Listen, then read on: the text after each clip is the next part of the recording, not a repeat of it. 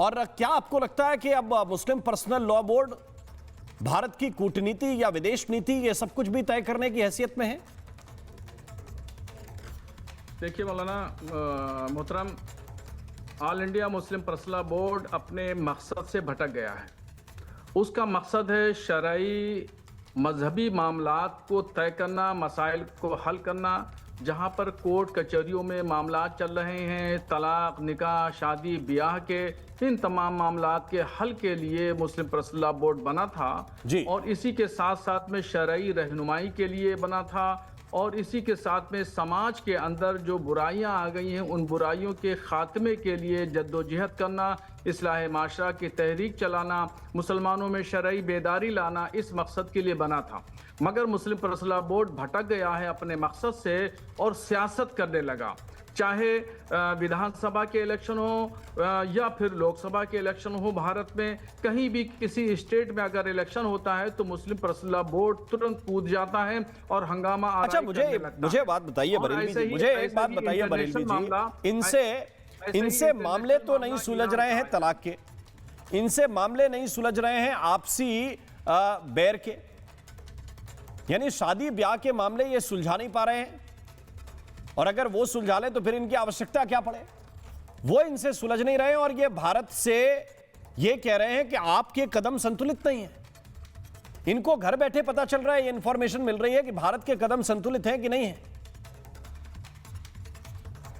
देखिए मोहतरम, अभी जो भारत की पॉलिसी है और भारत जिस तरीके से फूंक फूंक के कदम उठा रहा है, बिल्कुल सही और दुरुस्त कदम है। भारत ने हमेशा अपने पड़ोसियों के साथ, तमाम मुल्कों के साथ में अच्छे रिश्ते रखे हैं। ईरान से भी अच्छे रिश्ते हैं और इसराइल से भी उसके अच्छे रिश्ते हैं, रूस से भी हैं, अमेरिका से भी हैं और अरब देशों से भी हैं, मुस्लिम देशों से भी हैं। और ख़ुद भारत ने आज जो श्रीलंका के आगे समंदर में ईरान के जहाज़ को इन जालिम अमेरिका के जालिम फौजियों ने डुबो दिया, तो उस पर तुरंत जाकर के भारत के विदेश सचिव ने ताज़ियत लिखी। वहाँ एम्बेसी गए, ईरान एम्बेसी, ताज़ियत लिखी। ये दर्शाता है, ये वाज़े करता है।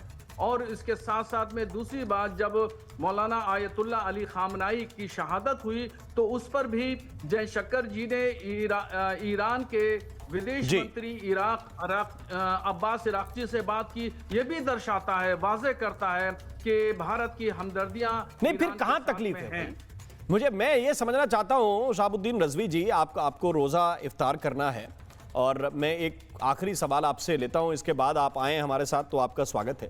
लेकिन मेरा सवाल यह कि ये क्या चाहते हैं कि भारत की सरकार भी वैसी सड़क पर आकर मातम करे, छाती पीटे तो मानेंगे कि भारत संतुलित है, या कोई और तरीका है इनको बताने का? हाँ, ये बात बिल्कुल आपने सही कही कि मुस्लिम पर्सनल लॉ बोर्ड हो या पॉलिटिकल लोग हों, ये लोग यही चाहते हैं कि हिंदुस्तान जो अमन और शांति का गहवारा है, यहाँ सुकून है और अमन है, किसी तरीके से कोई किसी को कहीं दिक्कत नहीं है, किसी भी मजहब के मानने वाले हों सुकून इत्मीनान के साथ में रहते हैं, इनका इत्मीनान और सुकून छीन लिया जाए।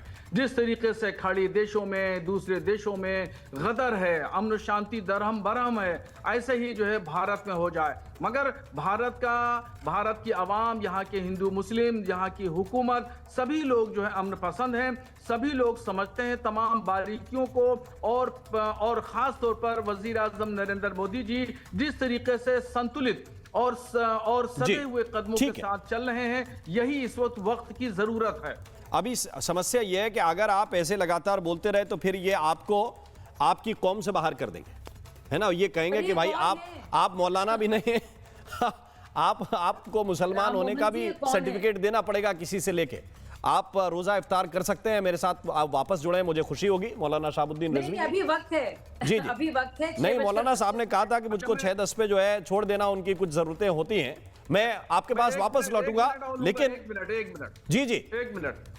देखिए मोहतरम, ऐसा है कि ये भारत की पॉलिसी पे मैंने बात की है और जहां तक बात है ईरान की बात है, तो मौलाना आयतुल्ला खामनाई को जालिम अमेरिका ने, जालिम इसराइल ने शहीद कर दिया और आज शिया हो या सुन्नी हो, सभी मुसलमान ईरान के हमदर्दी का इजहार कर रहे हैं और ईरान के साथ में खड़े हैं। तो ये शहाबुद्दीन बात रज़वी बिल्कुल जी, देखिए, स्पष्ट है, यहाँ पे हमदर्दी कोई आपकी, हमें इख्तिलाफ कोई नहीं है आपत्ति कहीं नहीं है पे। कि आप किससे हमदर्दी रखते हैं, किसी किस्म की कोई हमदर्दी आपकी जिससे हो आप रख सकते हैं। यही तो भारत का लोकतंत्र है, यही भारत की स्वतंत्रता है। लेकिन आप ये डिसाइड नहीं करेंगे कि कूटनीति भारत की किस दिशा में जाए और भारत के लिए क्या बेटर है। 1 करोड़ लोग खाड़ी देशों में फंसे हुए हैं हमारे, क्या उनको नाराज कर सकते हैं आप? जिनके पोर्ट पर, जिनकी रिफाइनरी पर, जिनके पास एयर बेसिस जो अमेरिका को दे रखे हैं, उन पर बम गिर रहे हैं, क्या आप उनसे कह सकते हैं? जहां पर हमारे 40 लाख, कहीं पर भारतीय हैं, कहीं 35 लाख भारतीय हैं। ये मेरा सीधा सवाल है और ये सवाल लेकर अजय वर्मा मैं आपके पास आना चाहता हूं। अजय वर्मा जी, आप जो है लगातार ट्वीट किए जा रहे हैं, प्राइम मिनिस्टर कंप्रोमाइज हैं, चुप रहते हैं, बोलते नहीं हैं, बिना ये जाने कि भाई जिस जहाज को लेकर आप लोग इतना बवंडर किए हुए हैं उस पर श्रीलंका का स्टैंड क्या है? मैं अजय वर्मा जी आपके पास वापस लौट कर आता हूं। श्रीलंका की संसद में यह मामला उठा है, ईरानी शिप को लेकर सवाल उठाए हैं मुजीबुर रहमान ने। ये एसजेबी के सांसद हैं, यानी कि श्रीलंका के सांसद, और उन्होंने सरकार के रवैये पर सवाल उठाए। सरकार किसकी? श्रीलंका की सरकार की। और सवाल क्यों उठाए यह भी मैं आपको बताता हूं। गाले पोर्ट पर आने की परमिशन नहीं दी श्रीलंका की सरकार ने। श्रीलंका के एमपी यह सवाल अपनी संसद में पूछ रहे हैं कि वहां से परमिशन मांगी जा रही थी, यानी कि ईरान का जो शिप था वो परमिशन मांग रहा था कि हमको गाले में आने दिया जाए, और 11 घंटे तक इस आयरिस डेना को इजाजत नहीं दी गई। यानी श्रीलंका से मदद मांगी गई, श्रीलंका ने मदद नहीं की ईरान के इस शिप की। यह सवाल वहां की संसद में गूंज रहा है, संसद में उठ रहा है। लेकिन यहां सवाल भारत के ऊपर उठाया जा रहा है बिना यह जाने क्या इस ईरान के शिप ने भारत से मदद मांगी? क्या यह भारत के पोर्ट पर आना चाहता था?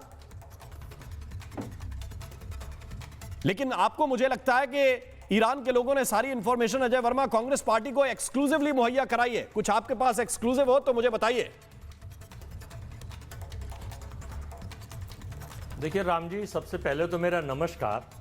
दूसरा, मैं ये बताना चाहता हूं, ईरान ईरान ईरान ईरान ये रट गया है हिंदुस्तान के चैनलों को और हिंदुस्तान की सत्ता को। इसके बिना इनको ना नींद आती है, ना रोटी हजम होती है, ना पानी हजम होता है। ईरान ईरान ईरान, अरे भाई क्यों तस्बीह पढ़ रहे हो आप? ईरान ईरान ईरान, आप इस देश के शिया मुसलमानों का अपमान कर रहे हैं अजय वर्मा। लगभग भारत, इस देश के शिया मुसलमान हर चौराहे चौराहे पर ईरान ईरान, खामनेई खामनेई बोल रहे हैं, आप उनका अपमान कर रहे हैं भाई।